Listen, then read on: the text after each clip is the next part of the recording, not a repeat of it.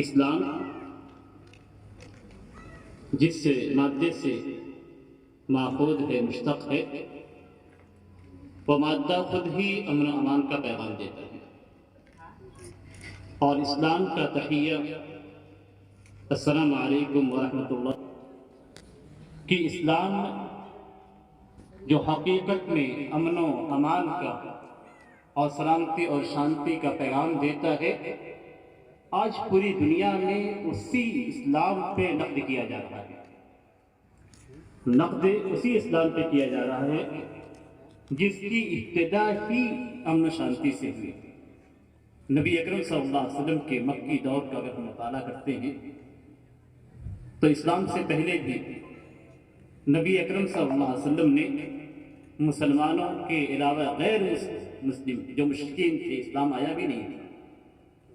ان کے جھگڑوں کو کس اچھے انداز میں سلجھایا اور خانہ کعبہ کے اندر حجر اسود کے رکھنے کا جو معاملہ پیش آیا، جس میں قریب تھا کہ کوئی بھی قبیلہ راضی نہیں ہوتا اور اس قدر خون کی ندیاں بہائی جاتی کہ شاید ہی جو قلبہ پاتا وہی اس کو رکھتا۔ اور یہ عرب کے اندر معروف چیز تھی کہ چھوٹی چھوٹی باتوں پہ وہ آپس میں ایک دوسرے کا خون بہاتے اور صدیوں تک ان کے درمیان جنگیں ہوتی رہی۔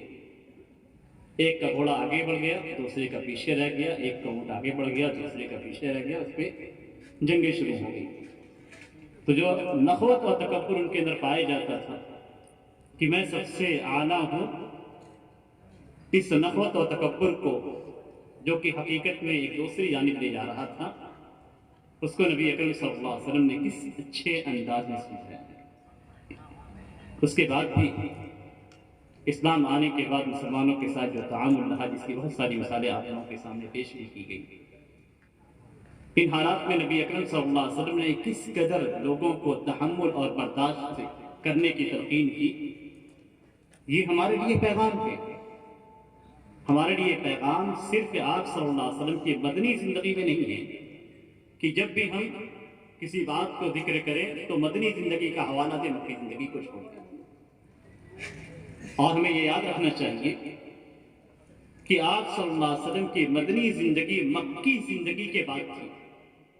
مکی زندگی بنیاد تھی آپ کے مدنی زندگی کے لیے۔ مکی زندگی کے اندر مسلمانوں کے حالات کیسے تھے اور مسلمانوں کو کتنا عذاب دیا جاتا تھا، کتنی تکلیفیں ان پہ جھیلنی پڑتی تھی، یہ ہم میں سے ہر مسلمان اچھی طریقے سے جانتا ہے۔ حتیٰ کہ نبی اکرم صلی اللہ علیہ وسلم کو کس قدر تکلیفوں سے گزرنا پڑتا تھا، کتنا آپ کو لہو لہان کیا جاتا تھا،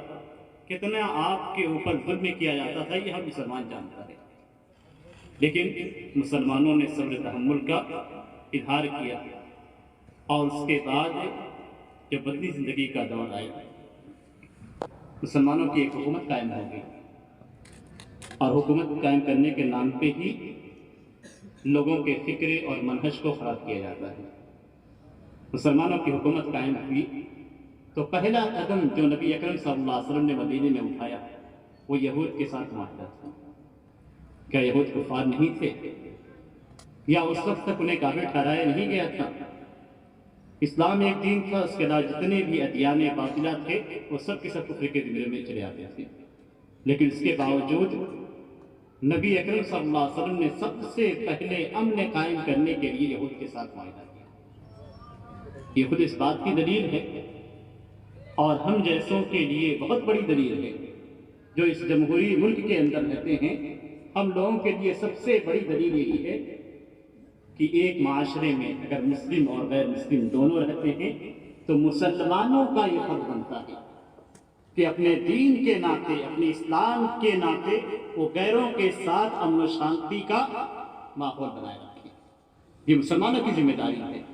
اس لیے کہ ہر دلیل کو اس کے صحیح مقام پہ لیا جاتا ہے۔ ایسا نہیں کہ آپ قوت میں آنے کے بعد جو دلیلیں ہیں اس کو آپ کمزور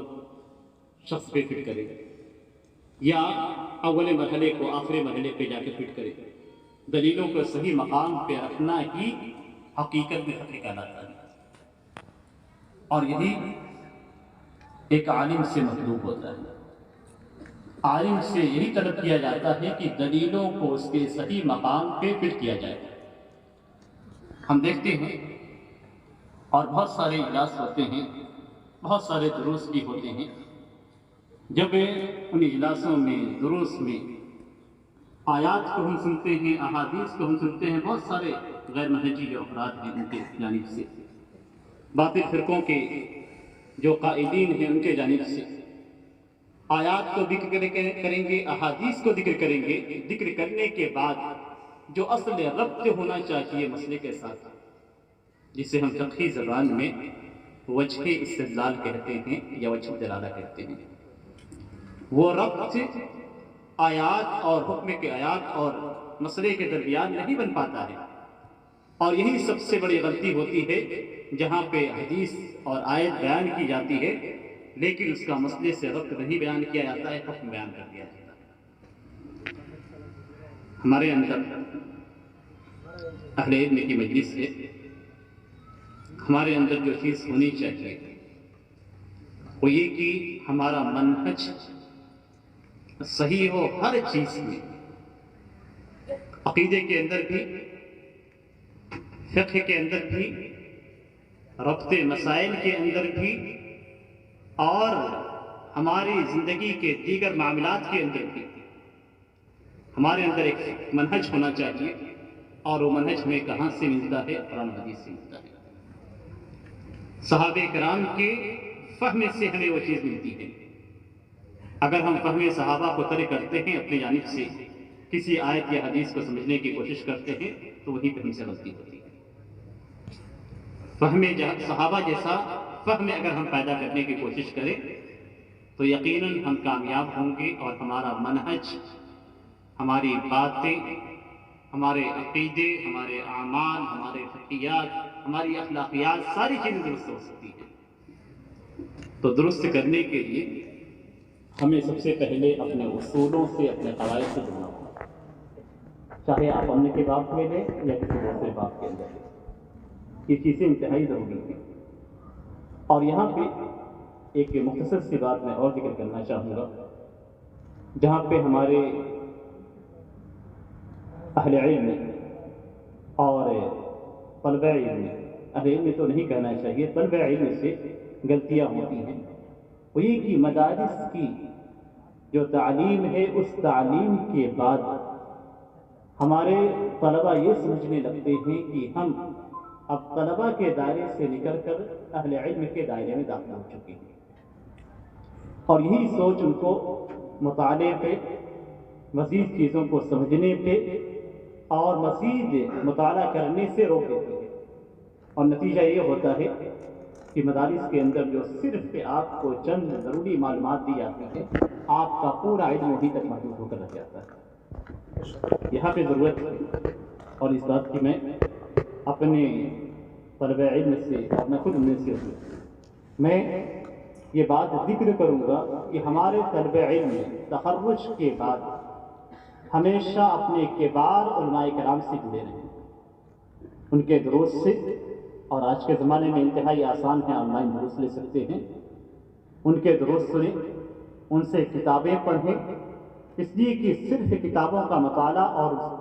استاد کی نصیحت نہ ہو، ارشاد نہ ہو، اس کی توجیہ نہ ہو تو بے معنی ہے، غلطیاں ہوتی ہیں۔ تو یہ ایک نصیحت ہے ہمارے لیے، اور وہ یہ کہ ہم ہمیشہ کبار علماء کرام سے جڑے رہیں، ان کے دروس کو سنیں، اور ان سے ہمیشہ اپنے اشکالات اور سوالات ان کے سامنے رکھتے رہیں، اور ان سے فائدہ اٹھاتے رہیں۔ وقت کافی ہو چکا ہے، بہت ساری باتیں آپ لوگوں سے کرنی تھی، لیکن وقت اجازت نہیں دے رہا ہے۔ کچھ سوالات ہیں یہاں پہ